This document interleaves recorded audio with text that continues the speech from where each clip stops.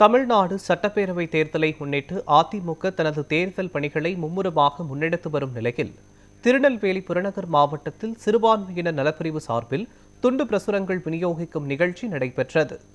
தமிழ்நாடு சட்டப்பேரவை தேர்தலை முன்னிட்டு அதிமுக சார்பில் தேர்தல் வாக்குறுதிகளை மக்களிடம் கொண்டு சேர்க்கும் பணிகள் தீவிரமாக நடைபெற்று வருகின்றன. அதன் ஒரு பகுதியாக திருநெல்வேலி புறநகர் மாவட்ட சிறுபான்மையின நலப்பிரிவு சார்பில் ராதாபுரத்தில் துண்டு பிரசுரங்கள் விநியோகிக்கப்பட்டன. இந்நிகழ்ச்சியில் ராதாபுரம் மேற்கு ஒன்றிய கழக செயலாளர் அந்தோனி அமலராஜா மற்றும் ராதாபுரம் ஒன்றிய இளைஞரணி செயலாளர் ராதாபுரம் முருகேசன் முன்னிலை வகித்தார். சிறப்பு அழைப்பாளராக கழக அமைப்பு செயலாளர் வழக்கறிஞர் ஏ.கே. சீனிவாசன் அவர்கள் தேர்தல் வாக்குறுதிக்கான துண்டு பிரசுரங்களை வழங்கினார்.